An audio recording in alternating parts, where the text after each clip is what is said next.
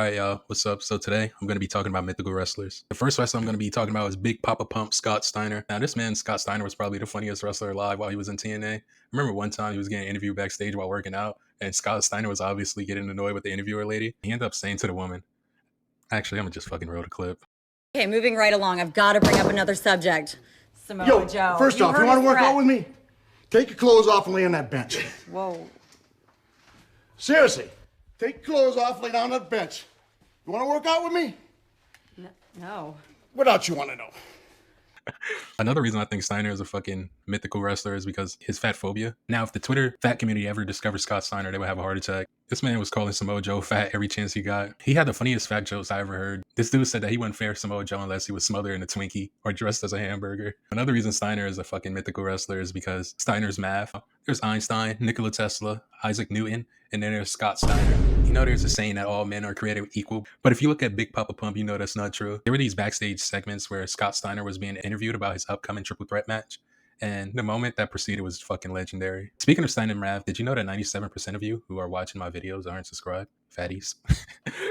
Next mythical wrestler I have is post-All-American Hulk Hogan. I personally think Hulk Hogan is also one of the funniest wrestlers of all time. I remember one time he decided to change the 6-side rings to the 4-side rings. Hogan was in the ring cutting a promo about the new changes coming to TNA. One of them was that TNA were switching from their iconic 6-side rings to the traditional 4-side rings. And the crowd began to boo and they were chanting, "We want 6 sides, we want 6 sides," hating that they want the traditional TNA 6-side rings. He essentially started burying the crowd like, nah, brother, that don't work for me, and started calling a 6-side ring a sandbox. This shit was so funny, man. TNA was downhill ever since fucking Hulk Hogan came there. I remember he used to also pronounce Samoa Joe name wrong. He used to call Samoa Joe Samoan Joe.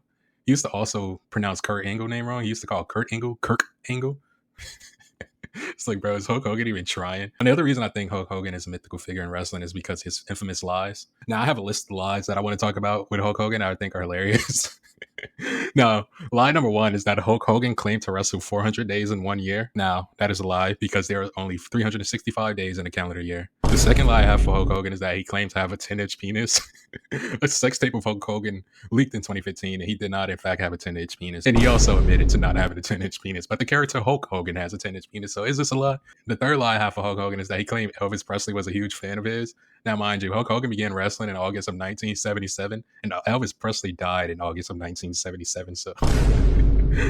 Schizophrenia R-Truth is another mythical figure in wrestling, I think. In 2011, R-Truth was on one, man. This man was the first ever schizophrenic wrestler. I remember that one time Truth went full psychopath. He was having a one-on-one with John Morrison and ended up losing the match. After the match ended, I guess the little Jimmy Demons were talking to R-Truth in his head, and he attacked Morrison. You could see that Truth was conflicted about attacking Morrison, but little Jimmy had this man Truth acting up. He was so stressed out after attacking Morrison, this man began to smoke a dart on live TV. This man went and blew the smoke on John Morrison.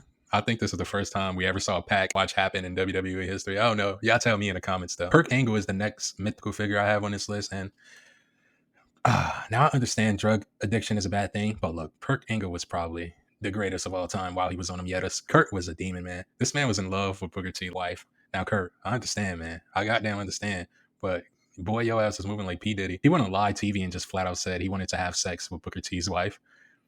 Not just any type of sex, but bestiality type of sex. Now, in the ring, Kurt Angle was still a demon. I feel like this was around a time where he was just like doing anything and didn't care about his body. He was doing moonsaults off of fucking steel cages and doing fucking somersaults off of the ramps. Kurt Angle was a time to be alive, man, and I would suggest y'all go watch some of that stuff. I'll pin some videos on the screen for y'all to watch. The last mythical figure I have on this list is Durag Vince. Now, I understand we are supposed to hate Vince McMahon for all the bad things that he has done, but I can't lie, bro. This nigga is funny as fuck. Now, to give some context, after losing the bet at WrestleMania against Donald Trump, Vince McMahon was forced to shave his head bald. Now, he went on and started to wear like a goofy hat around to hide his hair. He ended up having a match with Bobby Lashley for the ECW World Heavyweight Champion. When he came out his wrestling gear, it wasn't his traditional gear. This man had a sweatsuit on and a fucking iconic-ass do-rag. And basically the rest was history.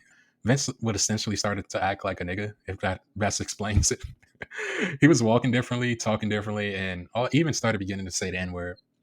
All right, y'all. That's my list of mythical wrestlers. If you have any, comment them. Thanks for watching. Sub up. We're almost at 500 subs. It's like each time I drop, it's like an extra 100 subs. So thanks for subbing. I really do appreciate it. Leave a comment, like. See ya. Peace. Mwah. See, that's high.